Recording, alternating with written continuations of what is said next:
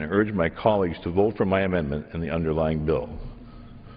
I'll reserve my time if there's any left. The gentleman's time has expired. For what purpose the gentleman from Massachusetts rise? I yield myself as much time as I may consume. The gentleman rise in opposition to the amendment? And I claim the time in opposition. The gentleman's recognized for 5 minutes. I thank the chair. I yield myself as much time as I may consume, and just to say that this amendment just makes a terrible bill even worse. The bill requires a new interagency committee to conduct an impossible study of EPA rules that haven't even been proposed using data that doesn't even exist. This amendment requires additional non-existent information to be included in the study. My colleague's amendment would require an interagency committee to examine what he calls the health effects of regulatory costs. This is ironic since the Republicans have shown little interest in discussing the health effects of the legislative monstrosity which we are debating today. I urge my colleagues to oppose this amendment and to oppose the bill, and I yield back the balance of my time. The gentleman yields back. The question is on the amendment offered by the gentleman from Michigan. All those in favor will say aye. All those opposed will say no. In the opinion of the chair, the ayes have it. The amendment is agreed to.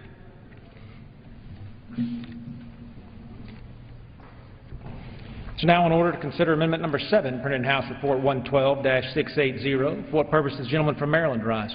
Mr. Chairman, I have an amendment at the desk, amendment number 7. The clerk will designate the amendment. Amendment number 7, printed in House Report number 112-680, offered by Mr. Harris of Maryland. Pursuant to House Resolution 788, the gentleman from Maryland, Mr. Harris, and a member opposed will each control 5 minutes. The chair recognizes the gentleman from Maryland. Mr. Chairman, the sad fact is that the Environmental Protection Agency bases its regulations on data and modeling that is often withheld from the public. My amendment simply requires that the Environmental Protection Agency make available to the public the data that regulations are based upon and to follow its own guidelines and submit regulatory impact analyses to peer review. It's my hope that transparency, sound science, and peer review are principles that everyone can support. For example, it's frequently claimed that the Clean Air Act generates benefits that outweigh costs by a 30-to-1 ratio. But almost 90% of these claimed benefits are based on 2 studies whose underlying data has never been made public. I can verify this firsthand because for the last year I've asked the administration at committee hearings and on the record for this information and have been repeatedly rebuffed. This is not an acceptable way to run a regulatory agency that impacts our country's health, economy, as we heard from the gentleman from Michigan, unemployment, and ability to compete internationally. Both President Obama's senior science advisor and the head of EPA's Independent Science Advisory Board agreed with me at recent hearings that the scientific data used by the government to justify its regulatory actions should be made publicly available. EPA also states in its own peer review handbook that, quote, one important way to ensure decisions are based on defensible science is to have an open and transparent peer review process. Unfortunately, when EPA conducts a cost-benefit analysis for these major Clean Air Act rules, they are not subjected to peer review. Mr. Chairman, we live in a world where people increasingly expect direct access to information. Government regulations should be able to withstand public scrutiny. If the benefits outweigh the costs, then prove it. And if you believe that a government regulation is justified, then you should have nothing to hide. I respectfully request support for my amendment, and I reserve the balance of my time. The gentleman reserves. For what purpose does the gentleman from Massachusetts rise? I rise in opposition to this amendment. The gentleman is recognized for 5 minutes. And I yield myself as much time as I may consume. This amendment would prevent EPA from using important high-quality scientific research when setting standards to protect public health and save lives. This amendment establishes an entirely new requirement when EPA sets national ambient air quality standards, the scientific health-based standards that essentially tell us how much air pollution is safe to breathe. Under this amendment, EPA cannot use any study in setting these air quality standards unless the study's underlying data has been made public. Why is this a problem? because data sets underlying peer-reviewed scientific studies are the private property of the scientists that gathered them. In many cases, those data sets may include confidential business information or personal information, such as an individual's health records. And the public availability of underlying data is not relevant to the quality of a study. Publication of data sets is not required by peer-reviewed journals, and such publication is not a common practice in the scientific community. EPA cannot require scientists to give up their private property when they publish their peer-reviewed studies. So in many cases, this amendment would block EPA from using relevant, high-quality studies. This policy has long been on the industry's wish list, and we just have to make sure that we don't make it possible for them to put it on the books as a law. And this is not because of the data quality concerns or transparency concerns, but because all of these studies conclusively show that air pollution kills people, which is the very subject they do not want to be able to debate. This is a very dangerous amendment, and I urge my colleagues to vote no, and I yield back the balance of my time. The gentleman yields back. The gentleman from Maryland is recognized. Mr. Chairman, what's there to hide? As I said, if a regulation is justified, why should the government hide data from the public in their justification of a regulation? Mr. Chairman, I've done scientific studies. I've been the peer reviewer on scientific studies. If I have a question about data, I ask for it and I get it, and I review it myself. This is the same access the public should have. Nobody wants dirty air. Nobody wants dirty water.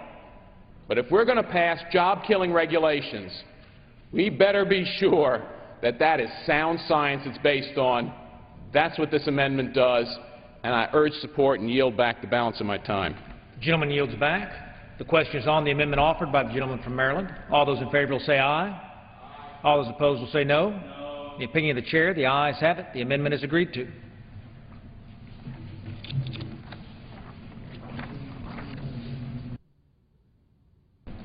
The committee will now rise. Committee do now rise. Thank the gentleman for the motion. Thank you for that motion. The question is on the motion that the committee rise. All those in favor say aye. All those opposed say no. Opinion of the chair, the ayes have it. The motion is adopted. Accordingly, the committee rises.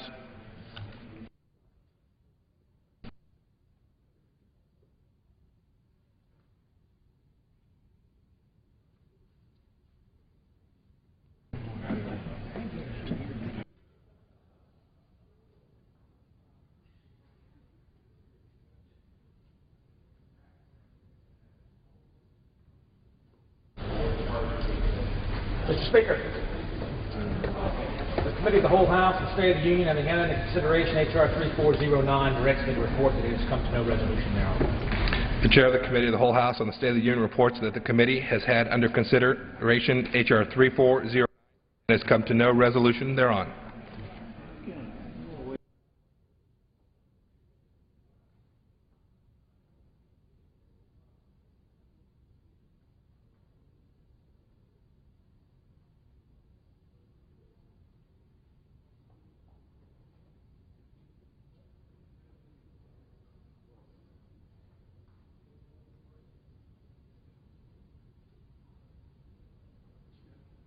Leaves or anything? No.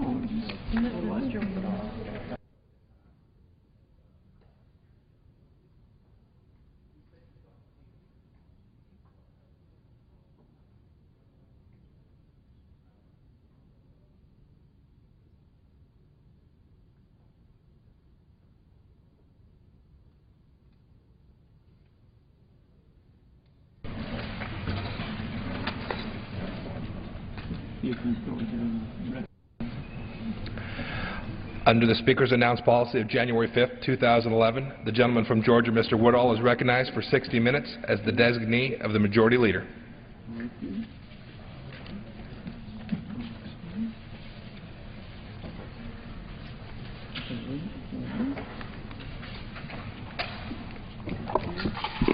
Thank you, Mr. Speaker. I appreciate you coming in tonight and allowing me to have the time.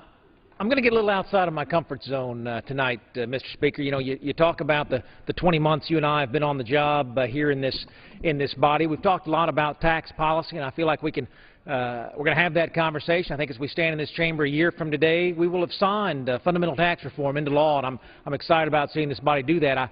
I think about health care reform, and as we stand here today, I feel like this time next year we will have much more freedom in our health care system. I feel like we'll have skin in the game in our health care system, and that's a conversation that America has had and will continue to have. But a conversation America has not been having, Mr. Speaker,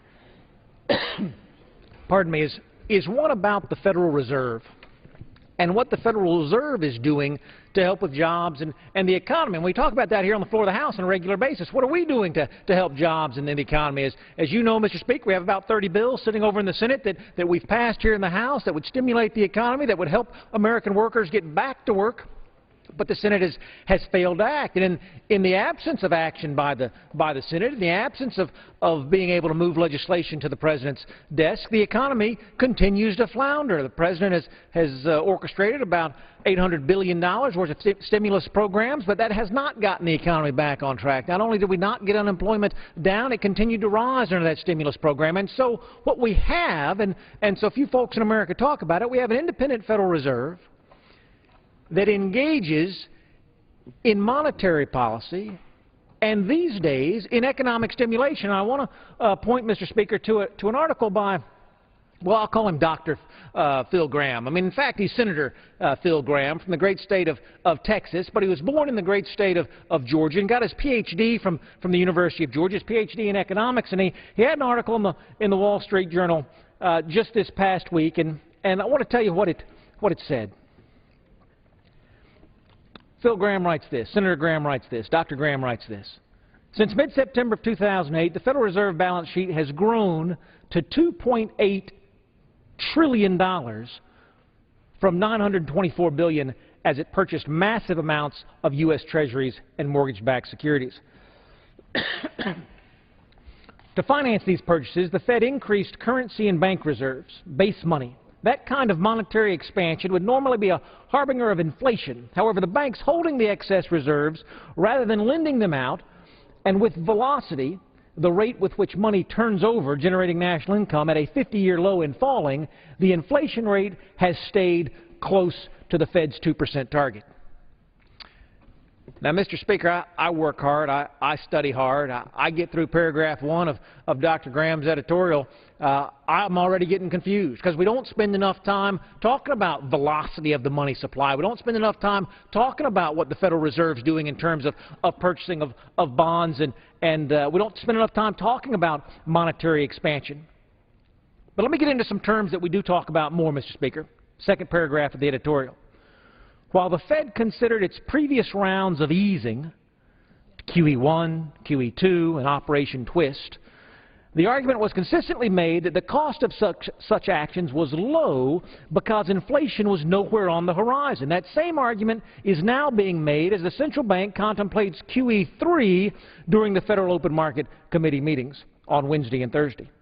Inflation is not, however, the only cost of these unconventional monetary interventions. As investors try to predict the timing and effect of Fed policy on financial markets and on the economy, monetary policy adds to the climate of economic uncertainty and status already caused by current fiscal policy. There will be even greater costs when the economy begins to grow and the Fed, to prevent inflation, has to reverse course and sell bonds and securities to the public. Now, I'm not going to say that's still perfectly clear, Mr. Speaker, but I am going to say we're starting to talk about QE1, QE2, now QE3, because that Open Market Committee met and decided to proceed with QE3, and Operation Twist. Now, what are these terms, and why don't we talk about them more often? Let me just go briefly, Mr. Speaker, to the Federal Reserve Act. I mean, just to be clear, Section 2A, Monetary Policy Objectives, this is what we, the Congress, Mr. Speaker, have charged the Federal Reserve with, and I'll quote from the statute.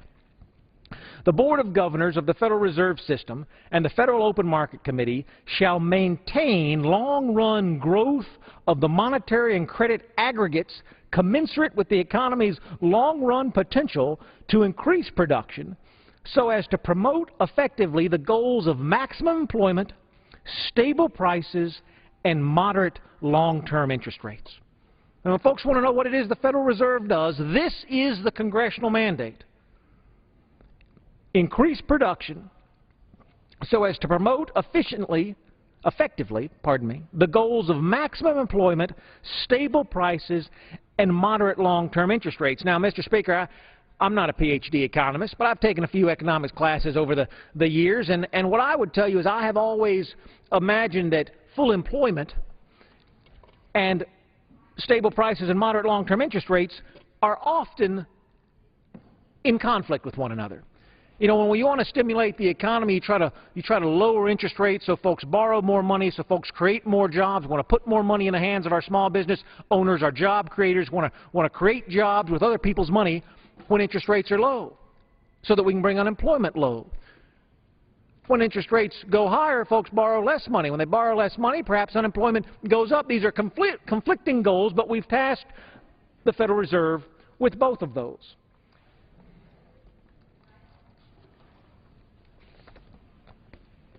And I want you to see, Mr. Speaker, what that brings us to today. I've got a chart here, and you're not going to be able to see it from where you stand, but it's the last 5 years of the Federal Reserve balance sheet.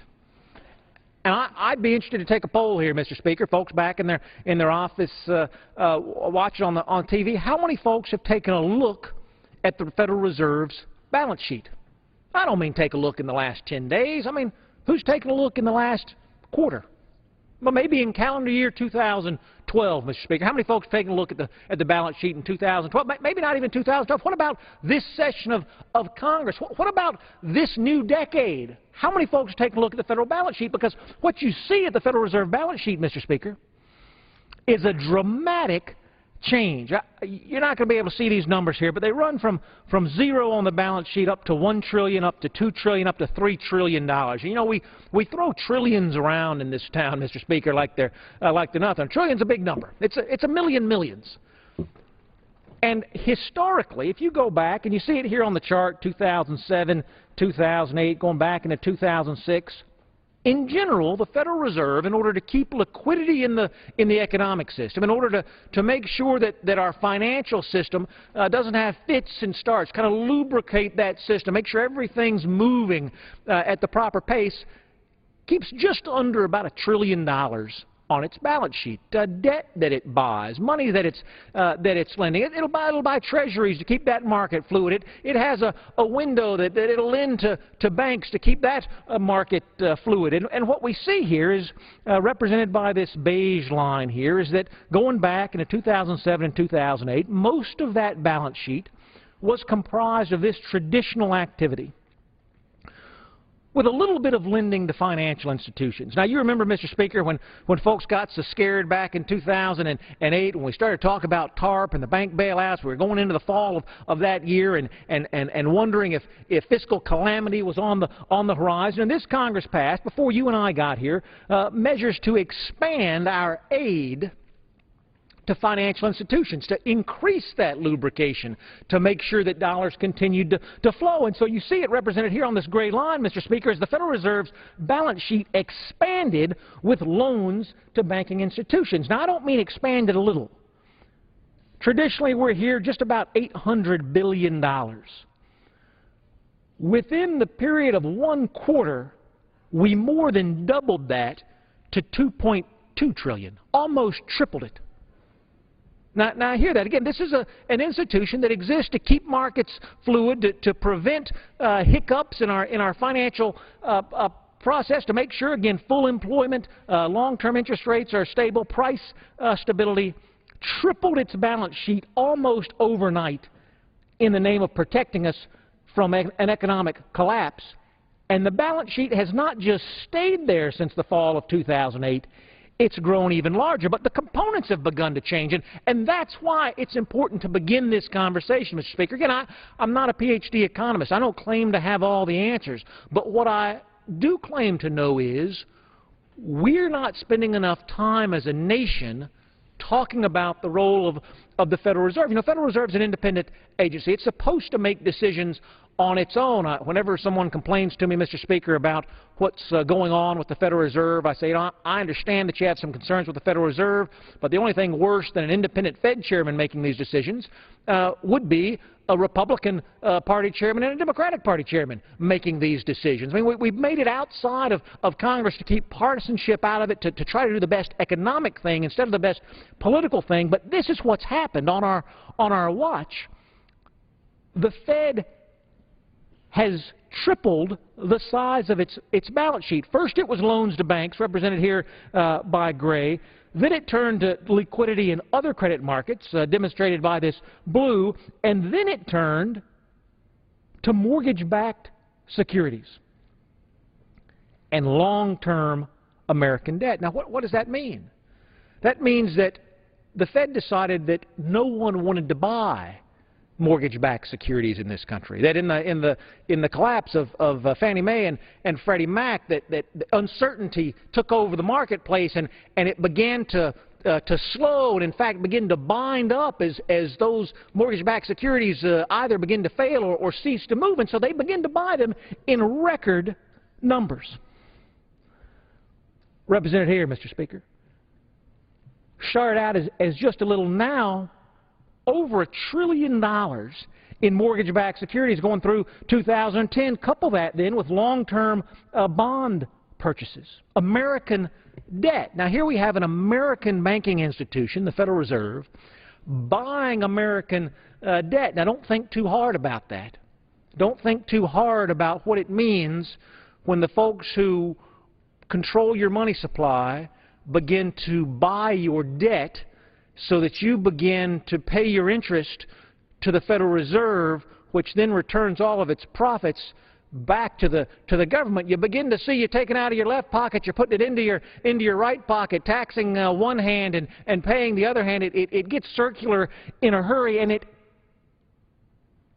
puts us as a nation on the hook for these actions. Again, in 5 years, 2007 to 2012, and really the fall of 2008 to 2012, really 4 years, 48 months, we've tripled the size of the Federal Reserve's balance sheet and changed its composition from what has historically been traditional security holdings and loans to banking institutions to making those the two smallest parts of the chart and making long-term debt and mortgage-backed securities the largest part of the chart. And that's what we've heard from the Federal Open Market Committee, Mr. Speaker, is that we're going to continue that program to the tune of about $40 billion a month.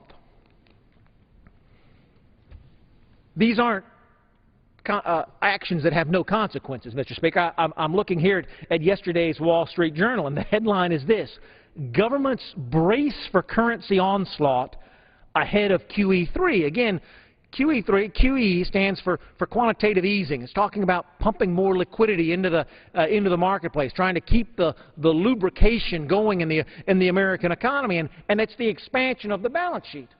We have some charts that show what happened after QE1 and what happened after QE2 and Operation Twist, but this was in yesterday's Wall Street Journal. Not an editorial, but from their reporting pages. And the Wall Street Journal says this: in the previous round of Fed quantitative easing, which was dubbed QE2, the dollar weakened significantly.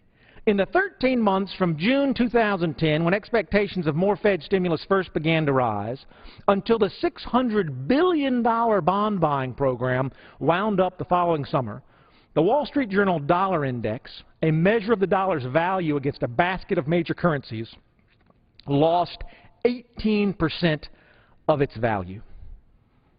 I just want you to think about that for a moment, Mr. Speaker. We're here arguing about what's going to happen in the fiscal cliff, and of course the House has acted to prevent taxes from rising on all American families come January. The Senate has not yet Act. They were trying to push that bill through the Senate, trying to get the president on board, trying to prevent tax increases, a major part of what we do in this body, and trying to prevent tax increases, a major focus of the American taxpayer. All you have to do is go back to December 2010 when Speaker Nancy Pelosi was running this U.S. House, when Majority Leader Harry Reid was running the United States Senate, when President Obama was sitting in the White House, and a big election had just been held in November of 2010.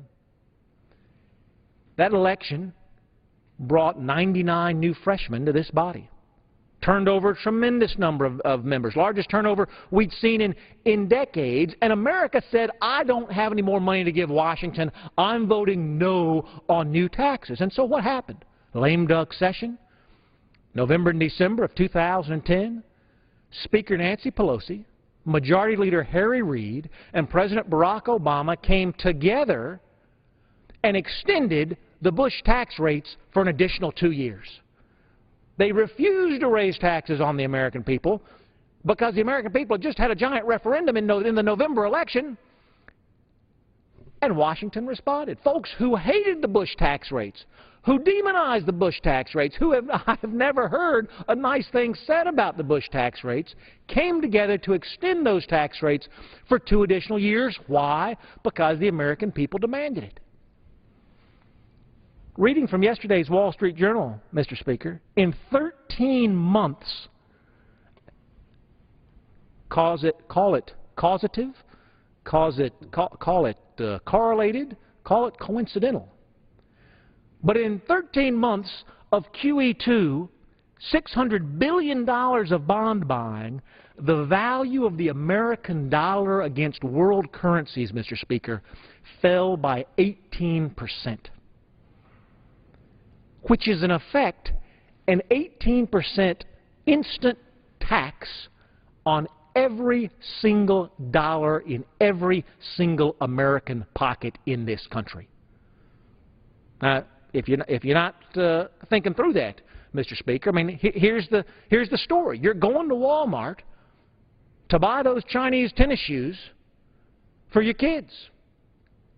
Now, when the American dollar, the value of what a dollar buys on the world marketplace, falls 18%. That means the cost of those Chinese sneakers rises by that same amount because the dollar's worth less. Foreign currencies are worth more. It helps U.S. exports because what we produce here becomes worth less. It makes it easier for foreign companies and corporations and nations to buy it. But it makes all of our savings, all of the dollars in our pocket, worth less too. 18%, Mr. Speaker, in 13 months. You and I weren't in Congress at that time, but I wonder, how many letters do you think folks got, Mr. Speaker? How many phone calls do you think came in to say, I'm watching the activities of the Federal Reserve, I've been studying their balance sheet, I'm deeply engaged in the actions of the $600 billion bond buying program in QE2, and I see that the value of the dollar against a market basket of world currency is falling by 18%, and I want Congress to fix it. Mr. Speaker, if we'd raised taxes by 18% during that time, now you and I weren't here, but if this House of Representatives had raised taxes by 18% on every American family, there would have been a riot. Phones would have lit up. Mailboxes would have been jam-packed. Email accounts would have been pumped full as American consumers said, that is not the right direction for America. But who's talking about it when the Federal Reserve creates exactly that same impact through monetary policy? Again, I'm not saying it's right or wrong, Mr. Speaker. We have to make these decisions as a nation. What I'm saying is there hasn't been enough debate on that topic. And let me go on, again, from yesterday's Wall Street Journal. The dollar followed a similar but slower path leading to the QE3 announcement last week. The Wall Street Journal dollar index hit a 22-month high in July. Now, that means that our dollar was valued high against a market basket of world currencies, which meant spending a dollar bought more goods than it historically buys. A 22-month high bought more goods in July than it's bought in any other month over 22 months. The Wall Street Journal goes on. 22-month high in July, and then started to slide gradually before dropping sharply once Fed Chairman Ben Bernanke signaled the central bank's plan at his speech in Jackson Hole, Wyoming on August 31st.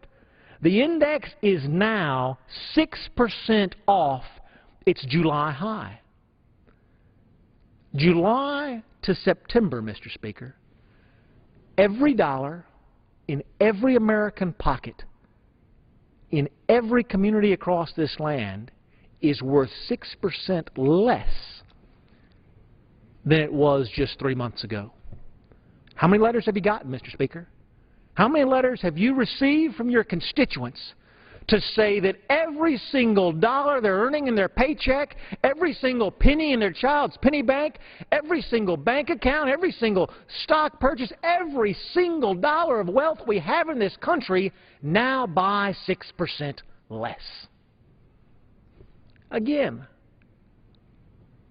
Ben Bernanke's a bright guy. Alan Greenspan before him, a bright guy. We have this independent Federal Reserve so that we can have really smart people who are studied, schooled, decade upon decade in the economics of our land and of our world, make these decisions, but they impact us. And we're not having that national discussion about what that impact is. 6%, Mr. Speaker, in just the past 3 months. You know, we talk a lot about Social Security and Medicare, and certainly there's an impact on our seniors, Mr. Speaker, with both of those major programs that we've all paid into out of our paychecks all of our lives. But what about folks on a fixed income? Because, again, part of this Federal Reserve policy, there's the expansion of the balance sheet side. There's also the controlling of the interest rate side. And, of course, we've pushed interest rates low. What I have here, Mr. Speaker, is a chart of interest rates in this country, that kind of the 10-year Treasury yield. 10-year, bond yield is a number that's looked at around the globe. This chart goes from January of 2009 up to right now, here September of 2012. And what you see in green is the beginning of quantitative easing 1, QE1. In green, you see the end of QE1 in red. As we begin to put more and more and more money into the marketplace, lubricate that marketplace more and more and more, the cost of borrowing money went higher and higher and higher, till QE1 ends and interest rates collapse. Then we announce QE2. Here in green, you see where QE2 begins. You see in red where QE2 ends. As soon as QE2 ends, interest rates collapse. Operation Twist begins. Here we are, average 10-year yields, Mr. Speaker, going back over the last 3 years. This is what we're usually paying for money. This is what we're paying for money right now. Lowest interest rates we've seen, well, not just in a generation, Mr. Speaker, than we've seen in decades. Let me go on. This is that dollar index I talked about, that market basket of world currencies. How much is a dollar worth? Again, let's look at QE1 begins. Value of a dollar spikes briefly. Throughout QE1, the value of a dollar collapses, rises towards the end of QE1. As soon as QE1 ends, value of a dollar spikes again. QE2, again, QE2 begins. By the time QE2 ends, we see the dollar valued substantially less. What's the discussion around the family dinner table, Mr. Speaker? You can't find a household in this nation that hasn't had a discussion about their tax bill. I dare say you wouldn't find many households in this nation that haven't had a discussion about the regulatory burden that is being placed on them by the federal government today, the challenges of going out and creating a business or building a new job because of the regulatory burden. But how many folks are sitting around the dinner table talking about this small group of men and women, the Federal Open Market Committee, the chairman of the Federal Reserve, and what they're doing, both that obligates Americans and impacts our fiscal and economic future, and what they're doing to try to create those jobs and keep interest rates low for America today. This is the chart that concerns me the most, Mr. Speaker, because we're borrowing at record low interest rates. And the Federal Reserve is doing a lot of buying of American debt, too. Again, I talked about the left hand and the right hand, and we're paying ourselves because we're borrowing from ourselves and lending to ourselves. You know, these are all just clicks of a mouse these days. It's not dollars that are changing hands. We're just clicking the mouse. What happens borrowing $1 trillion a year, Mr. Speaker? You and I are working hard to curtail that. Of course, discretionary spending in the 18 months, 20 months now, you and I have been here. We reduced 2010. When we went into 2011, we came lower than 2011. When we went into 2012, we now sent a continuing resolution to the Senate that brings us even lower in 2013 than we were in 2012. We're absolutely saving those dollars, $1 at the time. But we're still borrowing $1 trillion a year. Who's buying that debt, Mr. Speaker? You know, in the early 1970s, it would have been us. That's been the history of this country. We, the American people, buy our debt. Thrift was valued, and we take our hard-earned dollars, we take those dollars we've accumulated as families through our thrift, and we buy American bonds with them. We reinvest in America. And when America pays interest on those bonds, that interest comes back to us as American families. But over the past 4 decades, that's begun to change dramatically. The mix of who's buying those bonds has moved from American families and American institutional investors and is drifting aggressively towards foreign purchasers. Now, that's just the way it is. We don't have any thrift in this country anymore. No one's saving any money in this country anymore. America has debt that it has to sell. It can't sell it to American families because American families don't have jobs and don't have money, so they've got to sell it to foreigners. China, Germany, Japan. That's the way the economy is today, Mr. Speaker, and I've represented those lines here. This is a percent of GDP. That's what this chart is. This is a baseline here, 0% of GDP. It goes back to the year 2000, so we're just looking at the last decade. It comes out to 2012. And the question is, year over year, who's buying Treasury securities? Is it the private sector, individuals and institutional investors? That's the green line. Is it foreign investors? That's the blue line. Or is it the Federal Reserve? Now, again, I don't know who's following those things day to day, Mr. Speaker. It's not coming up at town hall meetings. It's not coming up around family dinner tables. But the Federal Reserve, if you follow this black line here, the net change in what they were buying in terms of federal treasuries, it's pretty close to zero here. This black line representing the Federal Reserve, zero in 2001, 2002, 2003. The foreign nations began to buy more here. American consumers began to buy a little more here. They sold more here. Foreigners bought more there. But here's that black line, baseline, the Federal Reserve, going right on out. Look at what happens in 2009, 2010, and 2011. That black line spikes. And as we go into 2011, I want you to see, Mr. Speaker, that black line crosses the green and the red line. Now, why are these lines getting so tall? Well, because Americans selling so much debt. You got to remember that. When President Bush was in the White House, when debts were considered then massive at that time, we were under $400 billion a year. So we were trying to sell $400 billion a year in government-backed securities on the world market. Well, beginning late in 2008, going into 2009, into 2010, and into 2011, we began to sell over $1 trillion a year. The number of debt instruments that we had to sell in the world marketplace tripled, if not quadrupled. And so you see that spike as everyone has to buy more of our debt. Individuals are buying more in the green line. Foreign nations and foreign investors are buying more with the blue line. And the Federal Reserve begins to buy more, as you see in the black line. But starting in late 2010, going into 2011, you see the black line come out on top. That the net change in the ownership of treasuries has shifted away from all private and governmental investors combined around the globe. And now the biggest shift in each month is our Federal Reserve buying our own debt. Us taking the money out of one pocket, putting it in the other, taking the debt instrument out of one pocket, putting it back in the other. What's the impact of that, Mr. Speaker, on the long-term American economy when we can't find enough dollars on the planet? We can't find enough buyers on the planet to invest in American debt. And so we, the American Federal Reserve, has to buy that American debt in just a click of the mouse because no one else is. What if the Federal Reserve closed their doors tomorrow, Mr. Speaker? Could we even sell it? Could we even sell it? I understand the Federal Reserve competing in that marketplace helps to keep interest rates low, right? When demand is high for debt, interest rates are lower. If the Federal Reserve were to stop that demand, what's the real cost of borrowing in this country? We don't know.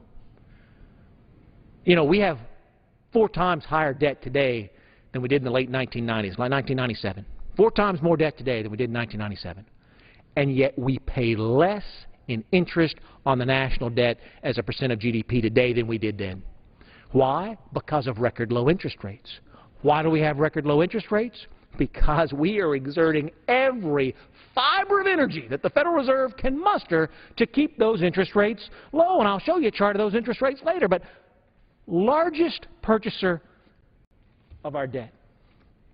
Now, there's some good news in that. I want to shift just a moment from the Federal Reserve to the Treasury Department. Because, again, Federal Reserve, Mr. Speaker, independent, doing its own thing. Treasury Department, completely funded by this Congress, completely involved in oversight under this Congress and direction by the administration. We are experiencing record low interest rates today. And because there is so much uncertainty in our future, and again, I'm trying to highlight how some of that uncertainty is being created by the Federal Reserve just so that America begins to have that conversation.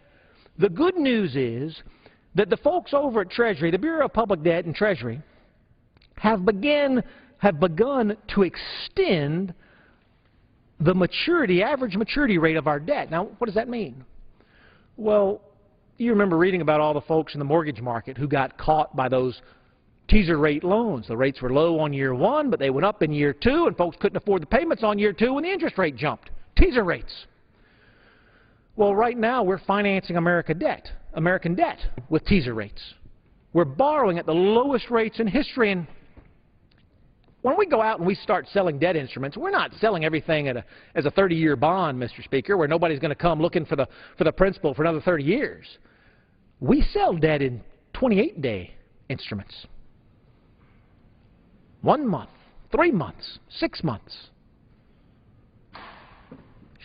Short-term instruments finance the plurality of our debt.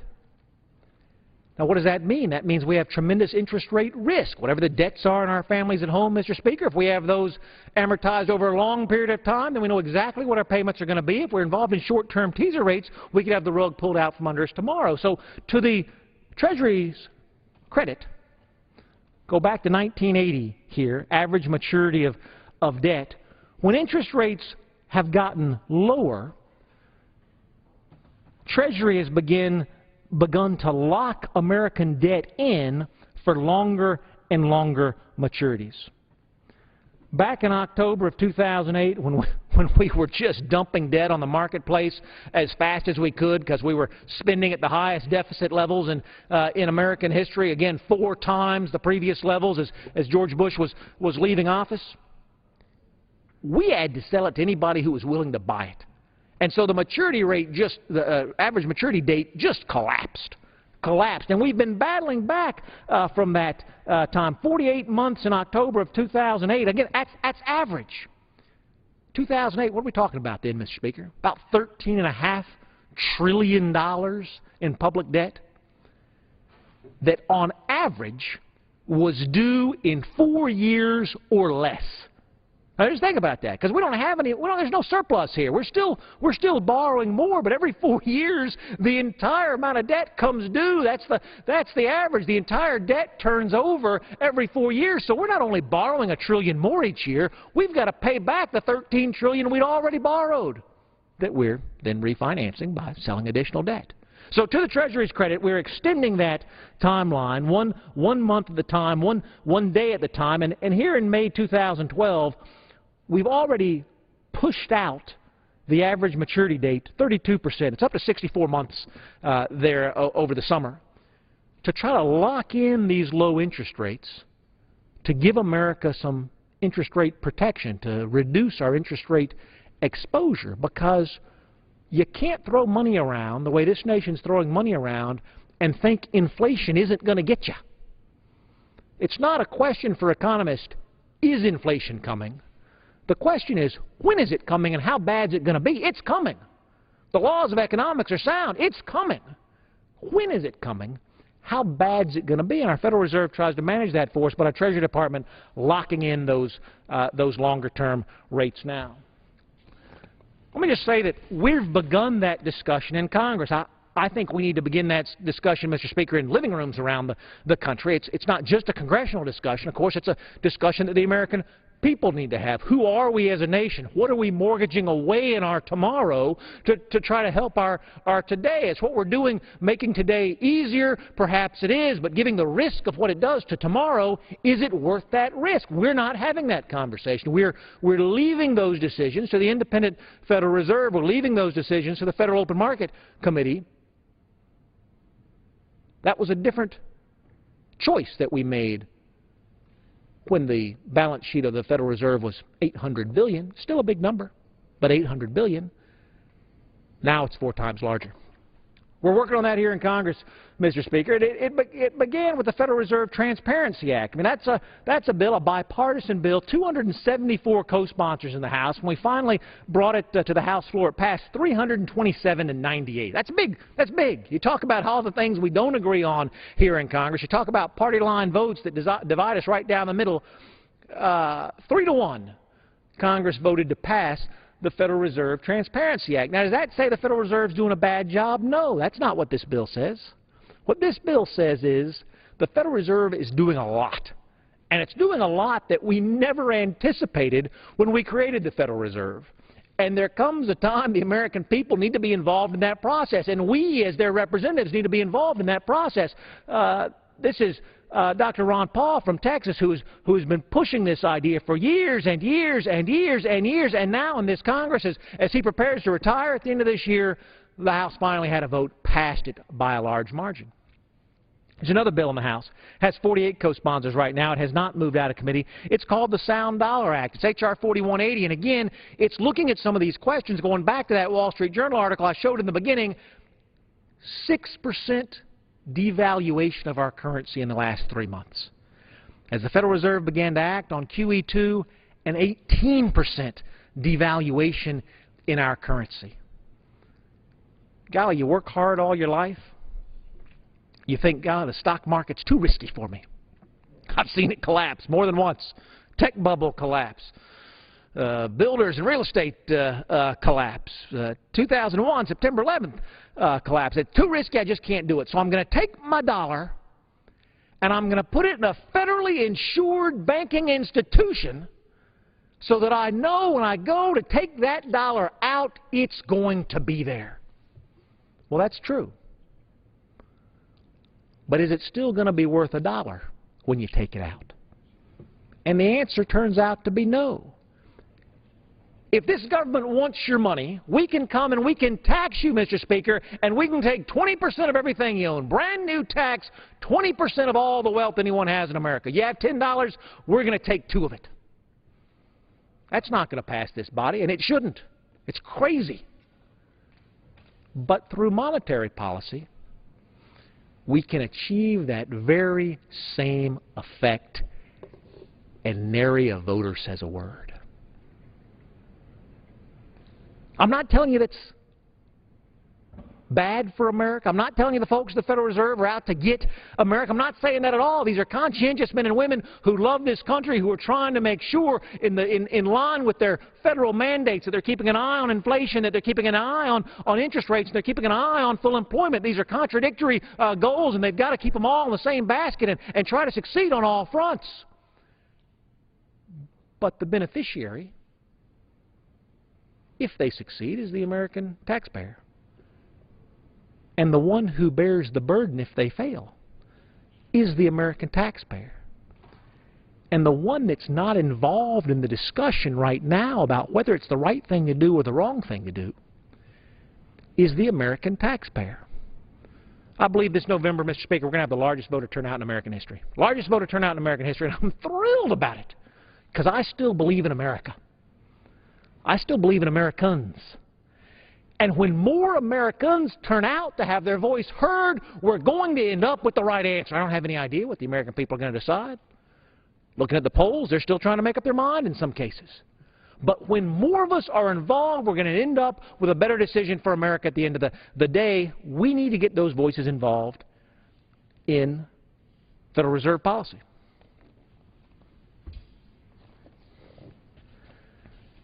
This chart, Mr. Speaker, is one of my favorites. It goes back to 1962. We go deep, deep, deep into history. And I say deep, deep, deep because I'm in my 40s. This was before I was born, so I call that deep, deep, deep into history. If you were born before 1962, it might not seem like that far for you, but it's 50 years, Mr. Speaker, of American interest rate policy. We see here the end of the Carter years and the beginning of the Reagan years before the Reagan tax cuts had a chance to take effect and get the economy back on track. We're talking about sky-high interest rates. But over 50 years of American history, 50 years of American history, through Vietnam, through the oil embargoes, through Carter and Reagan and Bush and Clinton, you look way out to the end of this chart, Mr. Speaker, 2012, you see a collapse in the average 10-year interest rate to the lowest levels that most of us have ever seen in our lifetime. These are the interest rates that America ordinarily pays. But we're manipulating the system to pay the lowest interest rates in history. At the same time, we're borrowing the most money in history. Laws of economics tell you that's not what goes on with supply and demand. If there's more demand for debt and less supply of folks to buy it, interest rates are supposed to go up. We have more demand than ever before. We have less supply of buyers than ever before in the world marketplace. And yet interest rates are at their lowest level in history. There's going to come a time, Mr. Speaker, that we're going to have to pay the piper. This is normalcy. This is historical normalcy. What we're experiencing today is temporary and by definition has to be. The same thing's true on 30-year interest rates. In fact, it's even more dramatic. This goes back to 1977, Mr. Speaker, out to 30-year interest rates today. 30-year U.S. government interest rate down around 3%, Mr. Speaker. Who is it who wants to trade away a dollar today with the agreement that they'll get a $1.03 back next year, and that same deal over the next 30 years? Who thinks that dollar is only going to devalue 3 cents a year going out over time?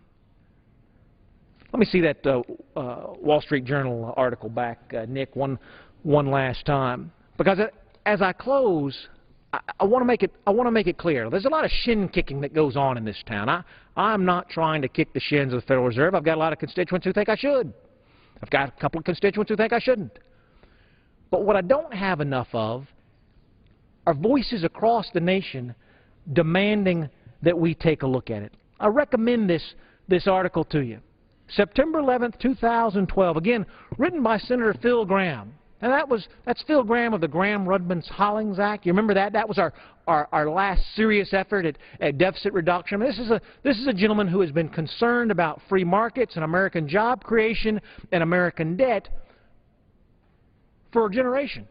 For a generation. He served here in the House. He served in the United States Senate. He crafted, again, some of the biggest budget bills, most progressive, most opportune when it came to seizing the moment to try to change the fiscal direction of the country for the better. He's writing on September 11th about our fiscal future and what's happening at the Federal Reserve. I'll close with the same way that he closed. He said, someday, hopefully next year, the American economy will come back to life. Banks will begin to lend, the money supply will expand, and the velocity of money will rise. Unless the Fed responds by reducing its balance sheet, inflationary pressure will build rapidly. At that point, the cost of our current monetary policy will be all too clear. Like Mr. Obama's stimulus policy, Mr. Bernanke's monetary policy expansion will ultimately have to be paid for. The Fed softened the recession by its decisive actions during the panic of 2008. But the marginal benefits of its subsequent policy have almost certainly been small. We may find the policies that had little positive impact on the recovery today will have high costs indeed when they must be reversed in a full-blown expansion. There's not a man or a woman in this country, Mr. Speaker, who's registered to vote, who's not thinking about their tax bill, who's not thinking about the economy, who's not thinking about job creation, and who's not going to go to the polls and vote accordingly. Mr. Speaker, I encourage you to encourage your constituents as I'm going to encourage mine. Don't just think about tax policy. Think about monetary policy. What we're doing here in Washington to cut budgets, that's what we'll call fiscal policy. What the Federal Reserve is doing with its balance sheet and with interest rates, that's going to be monetary policy. And it makes a difference. The decisions we make today have to be paid for tomorrow. Perhaps it's the right thing to do today, but if it happens in secret, if it happens unbeknownst to the American taxpayer, the American job creator, the American job holder, who will ultimately have to foot that bill, then it's not the right course of action for America. Let's have this debate. Let's talk about it in the light of day. And let's make that decision, Mr. Speaker. Balance those costs and those benefits and do what we know will be best for the American family for another generation to come. And with that, Mr. Speaker, I yield back the balance of my time. Gentleman yields back his time. The chair is now prepared to recognize a member from the minority party. Under the Speaker's announced policy of January 5th, 2011, the chair recognizes the gentleman from Iowa, Mr. King, for 30 minutes.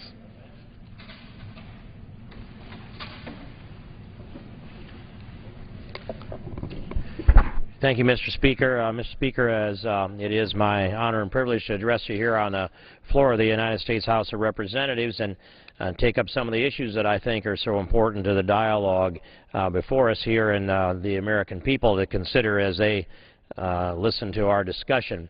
And a number of things weigh on me as I come to the floor tonight. And one of them is something that I think is emerging in the consciousness of the American people, Mr. Speaker, in a way that really wasn't there before this administration took office.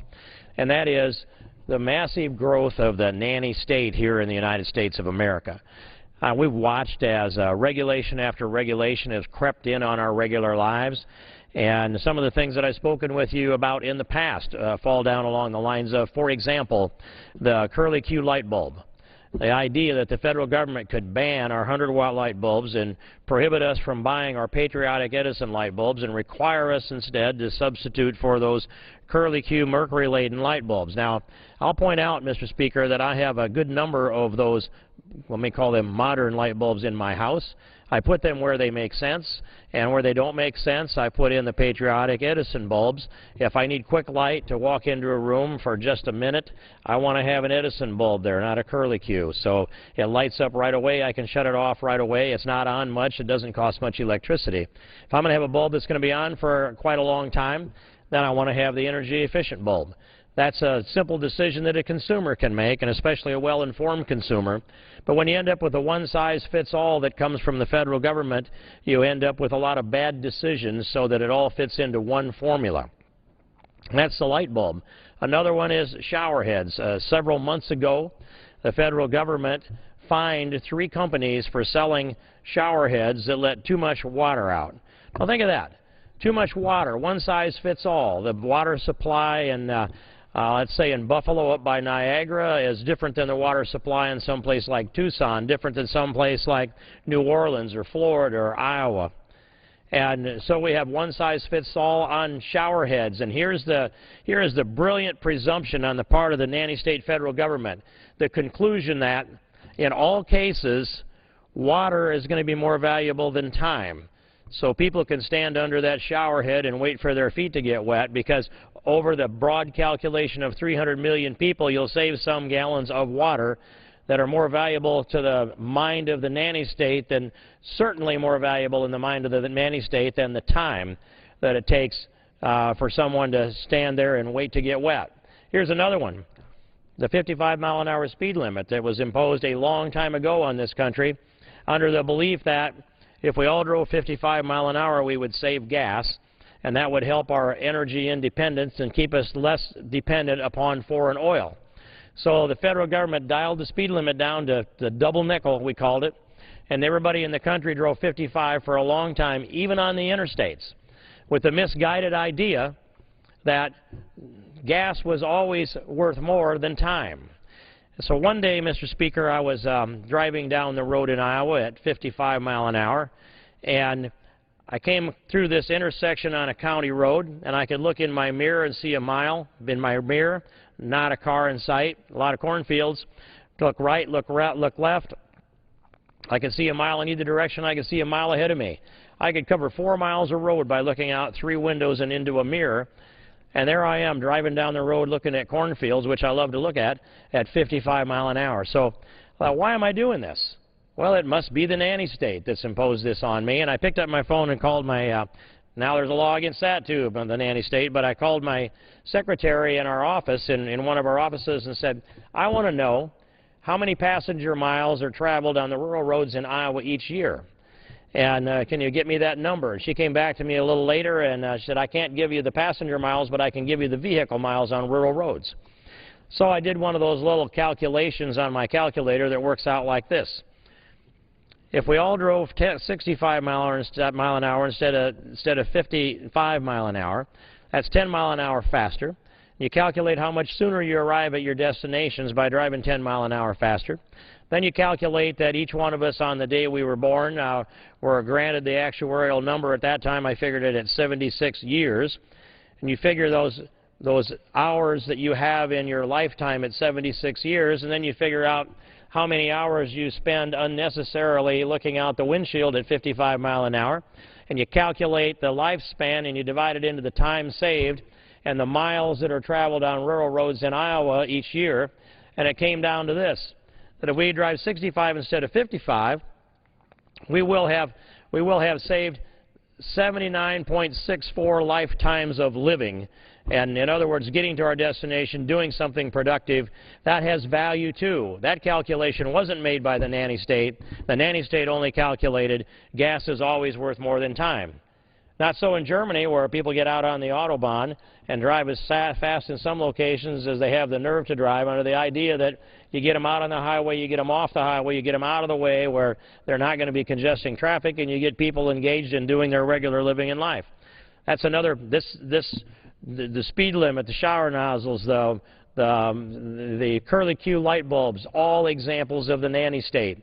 But Mr. Speaker, the examples of the nanny state have surpassed the imagination of almost every one of us that has common sense.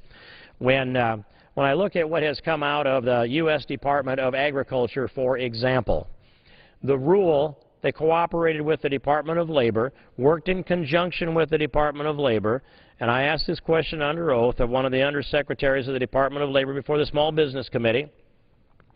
Did the U.S. Department of Agriculture work in cooperation with the Department of Labor to produce these rules that would regulate farm youth labor? Answer was yes. They worked in cooperation with the Department of Agriculture. Ag is supposed to know about what goes on in farm families. And so Ag worked with Labor and produced rules that said to parents, you can no longer control your own children or manage your own children and trust them to go to work for the neighbors, even if those neighbors are aunts or uncles or grandparents of these children. And so they wrote the rule that would prohibit some farm youth, other than those that are working right there on a family farm for their parents, outside of that zone. Farm youth were prohibited under the rule from being more than 6 feet off the ground.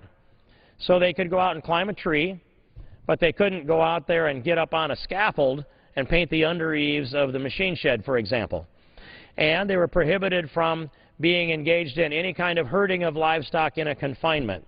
So they couldn't walk into a hog building, for example, and have any engagement there. They couldn't herd livestock even outdoors from horseback or from any motorized vehicle.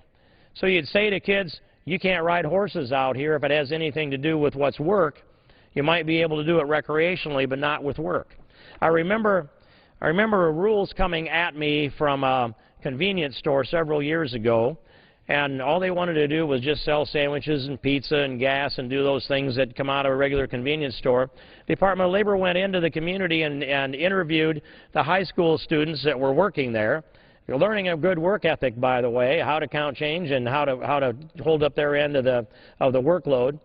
They'd interviewed them and they'd ask them questions like, for example, have you ever worked after 7 o'clock on a school night?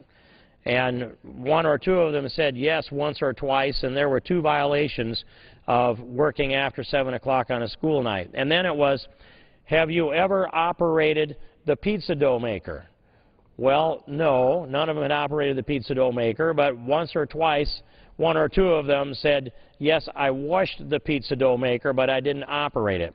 These kind of silly things came out of the Department of Labor, and they levied a significant fine against this good family convenience store operation because they alleged that these youth had violated the rule on working past 7 o'clock on a school night and that they had not operated the pizza dough maker, but they had washed it. Well, that little egg beater inside there that turns, they had washed that. That was too much of a risk for a 15-and-a-half-year-old to have their hands on something like that, surely. And so they concluded that the rule reads, operate or otherwise use. And so washing the pizza dough maker turned into otherwise use, levy a fine against this family operation.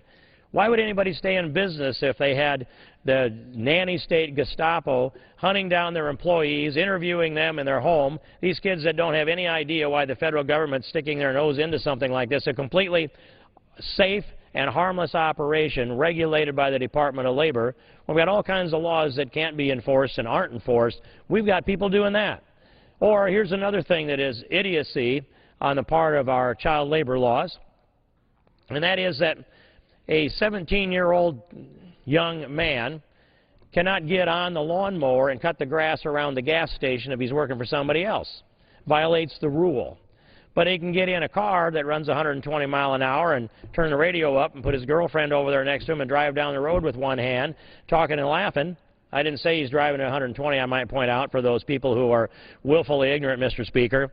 A car that has the capability of going that fast, we'd hand that vehicle over to somebody that's that age, but they can't run the lawnmower. This is going on just constantly. But the USDA farm labor piece of this thing has gone way too far. And I know they just withdrew the rule, not because they changed their mind, because there's a political liability involved. And I want to keep turning up that political liability so they don't get any more crazy ideas out of that place. But to pass a rule that farm youth can't be over 6 feet off the ground, that they can't herd livestock in confinement, that they can't herd livestock from horseback or from the seat of any motorized four-wheeler quad, that we would call it, that's all banned specifically by this rule. Right down to the point where HSUS must have been in the room writing these rules, because they also wrote rules that the youth cannot be around anything to do with livestock that inflicts pain upon the livestock. Now, there are a number of things that happen that are painful to a newborn baby, I might add, Mr. Speaker, as well as to animals. That's for their best interest and best good, most of it. But if a 15-year-old girl can go get her ears pierced without having any permission from her parents, and presumably that inflicts pain upon those earlobes, I'm told it does, but that same girl that can opt into her own ear piercing cannot watch while a calf is being ear tagged because the nanny state has decided that somehow that would damage her psyche to be around that operation. This is nanny state run amok. It's a reach of the federal government into all of these aspects of our lives that's just so completely intolerable for a free people. And we need to push back, Mr. Speaker. And so we are pushing back on some of this. But the one that stands out, I think, the most, it emanates from the First Lady, Michelle Obama. And in the lame duck session in 2010, the discredited Congress here, and I'll say down the hallway in the Senate, passed a bill out of there. and it's called the Healthy Hunger-Free Kids Act, Mr. Speaker. The Healthy Hunger-Free Kids Act was written and passed to satisfy the wishes of the First Lady, who had the Let's Move initiative to get our youth in shape. Now, that on its face is okay, and it's probably pretty good that we inspire our youth to get some exercise. After all, that is a big part of the problem with overweight youth. It's been well publicized that 30% of our youth are overweight. Now, I haven't gone back to question that number. It seems to be a number that's accepted. But if it could be a higher number, I think we'd probably hear that out of the White House. 30% of our youth are overweight. There's your consensus number, true or not. And clear back when Bob Gates was the Secretary of Defense under Barack Obama, Mr. Speaker, he made the statement that since 30% of our youth are overweight, it is a national security issue because we can't recruit enough troops to go through basic training and be able to keep them trained up into shape to keep our nation ready for whatever might threaten us, because youth obesity was prohibiting our national security. Now, that causes me to pause, Mr. Speaker, when the Secretary of Defense has all of these things to worry about, and you've got everything from missile defense to our ground troops and multiple places in the world where we have a presence and where we need a presence and threats all over the globe, and the Secretary of Defense is making a political statement that 30% of our youth are overweight and national security is at stake, and so therefore we need to do something to cut down on the weight of these kids. Excuse me. And so I think, how is it that we can't recruit enough people in our military, even if there are 30% that are overweight and the other 70% don't fill the ranks enough voluntarily? Wouldn't you go ahead and take somebody that's 5 or 10 or 20 or 50 pounds overweight, put them into basic training, and just say, you didn't make weight, so you're still in basic training, and we'll keep you in basic training until you do make weight? It is not that complicated. How can a nation conclude that it's a national security issue, that we can't solve that problem? Because it doesn't hurt. You take an 18-year-old young man or woman, and if they're 30% overweight, and maybe that's 30 pounds overweight, it doesn't damage their skeletal system or their musculatory system or their nervous system. It's just a matter of carrying too much weight around, and you shrink that down and they're good to go. If that wasn't the case, there wouldn't be so many healthy people around here that formerly were obese. They turn themselves around, they get a good diet and exercise plan, they get slim, and a lot of them stay slim for life, and they live healthy and happy thereafter. And I'm glad to see that. That's what we should do, but we can't be a nation that throws up our hands and says, America's in danger because we haven't addressed childhood obesity. That is overhype. And I sat down with some food retailers shortly after Mrs. Obama brought her initiative to get people to lose weight in this country. And they said to me, we're going to take 1.5 trillion calories off the diets of our young people. And in doing so, our goal is that they will lose weight and get back in shape. And so how are you going to do that? And their answer was, well, there's this power bar that kids like, and it's 150 calories, and we're going to reduce the calories in it down to 90.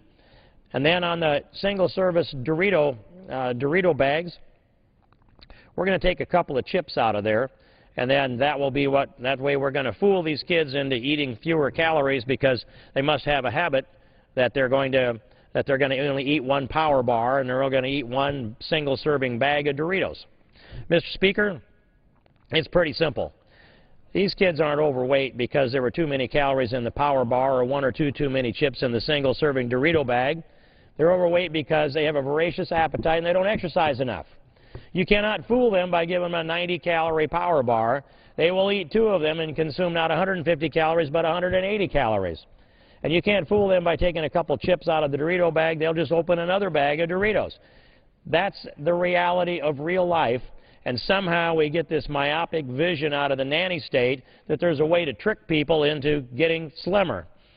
It gets so bad, Mr. Speaker, that in marking up the previous farm bill in 2007, usually they like to bring somebody in to call for more food stamps that's maybe suffering from malnutrition or at least they've been hungry part of their lives. They couldn't apparently find any witnesses like that any longer because the food stamps have been pushed out so hard into this country that they seem to be ubiquitously available. And so they brought in Janet Murguia, the president of La Raza. That's the organization, The Race. And she testified that this was in March of 2007. She testified that one of the growing problems of obesity is rooted in, excuse me a second.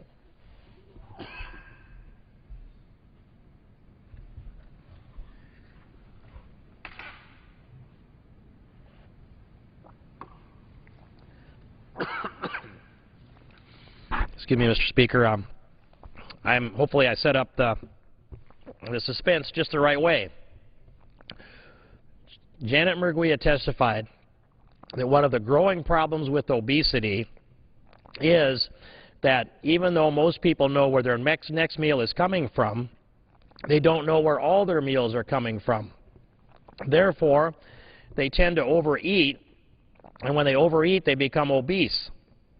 And so if we would just give them an unlimited amount of food stamps, then they wouldn't be so concerned about this food insecurity. They would eat less, lose weight, and all would be well with the world. That is a bizarre thought, Mr. Speaker. I can't embrace that way of thinking. I didn't know how to even argue against it. It caught me so far off balance that people are overweight because they don't have enough food stamps, so we'll give them more food stamps and they'll lose weight. I deal with this kind of irrationality here in this Congress constantly. It's no wonder that people call for a voice of common sense in this place. Excuse me.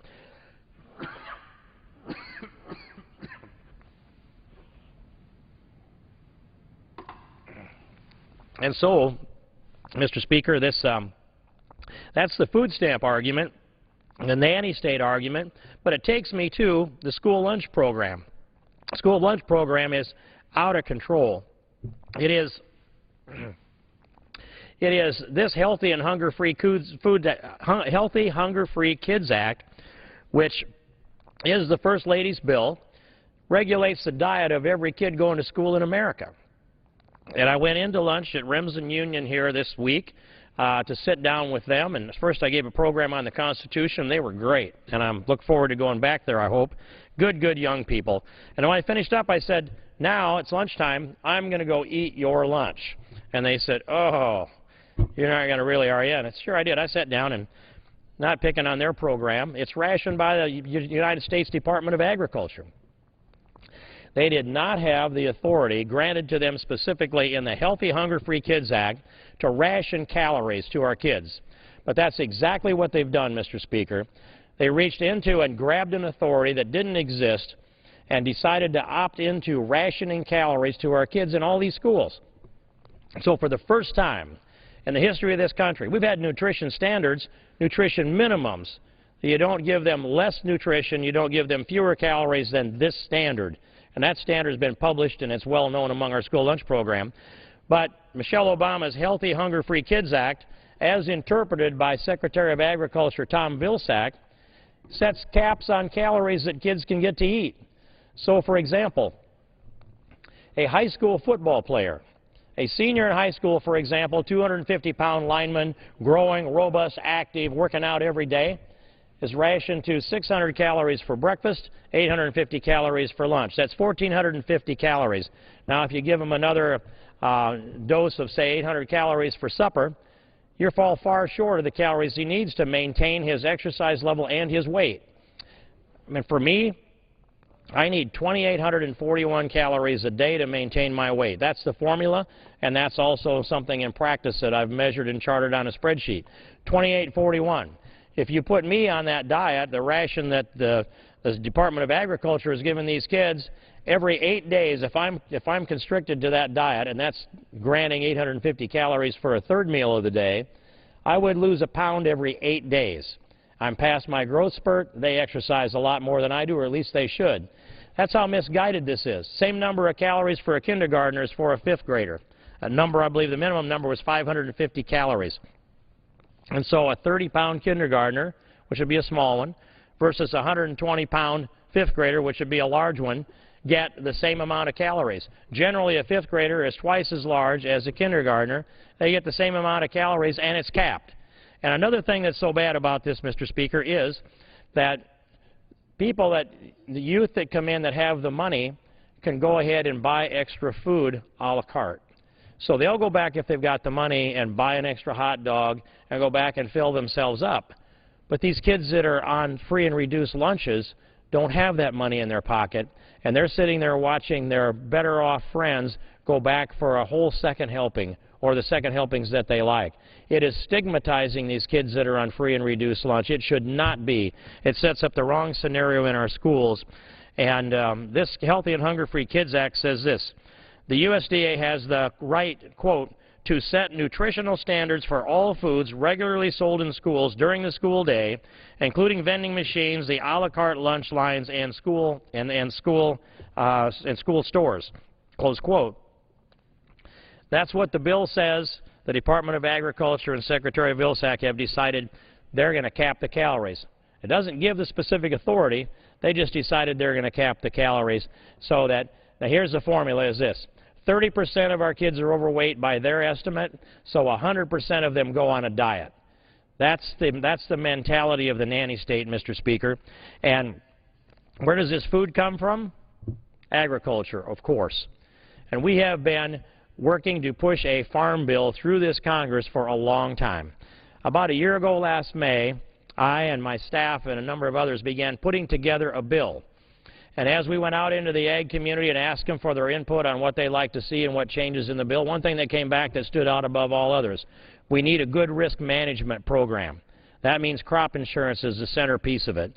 I set about to hold that together, and we did the research and laid the foundation. And so far, we've held that crop insurance, I think, together pretty well, Mr. Speaker. But that's the crop insurance piece. Many other pieces. The nutrition side of this. We've gone from 19 million people on food stamps to up now to 47 million people on food stamps. And that, Mr. Speaker, is a number that creates expanded dependency in the country. That's the intention of the President and his party. An expanded dependency class votes more for them. An independency class votes more for us guys. And so they have pushed food stamps out into people. They've spent millions of dollars advertising food stamps so more people sign up on the SNAP program. And in doing so, they expand the dependency people, those that rely on government. That's been part of the mistake. We set about reforming that. We have a tattoo parlor with a neon light that says, we take EBT cards. So food stamp money goes for tattoos. We also have a fellow that bailed himself out of jail with his EBT card. They're being sold for cash and discounted. That's some of the things that are going on. We need to tighten that up, and the House Ag Committee tightened it up. We tightened it up to reduce those dollars going in so that the people that should not be receiving the food stamps are less likely to get them, and that saved about $16 billion out of the duration of this program, Mr. Speaker. That's one of the reforms in the Farm Bill. Holding the risk management program together for agriculture and reducing the waste and the fraud and the corruption in food stamps was an important thing. That's what the House Ag Committee bill is about, Mr. Speaker, and I want to see it come to the floor, the committee product come to the floor. I'd like to see it come to the floor just under a closed rule. Let's vote it up or down, and let's see where it goes. If it fails, it fails. Then we can go back to the drawing board. If we fail to try, that will be labeled a failure. I came to this city this week to make that point over and over again, Mr. Speaker. We need to move a farm bill out of this House of Representatives. And I recognize that procedurally at this point, as I stand here tonight, that is an impossibility under the rules of this House. So the best that we can hope for is to bring a farm bill to the floor as soon as we come back after the election. I've asked the Speaker to do this. I've asked the Majority Leader to do this. I'm working closely in direct cooperation with the Chairman of the Ag Committee, Frank Lucas of Oklahoma, who has done a stellar job on bringing a good bill out of committee and preparing it for floor action. He was an utter maestro in putting that bill together, and the work that was done by the chairman and many others, including Ranking Member Peterson, Democrats and Republicans, resulted in a bill coming out of the Ag Committee that only had 11 no votes, and it was a bipartisan support for the bill. The opposition was also bipartisan, but it was only 11. So whatever the bar was, however high it was, we've cleared the bar. We need to bring a bill to the floor. We need to provide that kind of stability and predictability to the ag community so that they can plan next year's crops and plan their lives. That what comes out of this House and out of this Congress and is signed by the President affects land prices, equipment purchases, land sales, farm rentals. The whole configuration, a lot of it is looking down on this farm bill. So let's get it done. I'm looking for that full 100% commitment to bring the bill up to the floor when we come back. We've gotten a strong statement out of the Speaker that that's what will happen. I'm looking for reinforcement on that statement before we gavel out tomorrow, Mr. Speaker. But it's essentially important to us that we know which direction we're going on agriculture. It isn't so critical, the policy standpoint between now and December 31st, but knowing for planning purposes is valuable. And if we get to, say, December 31st without a farm bill, then we do have a problem on our hands.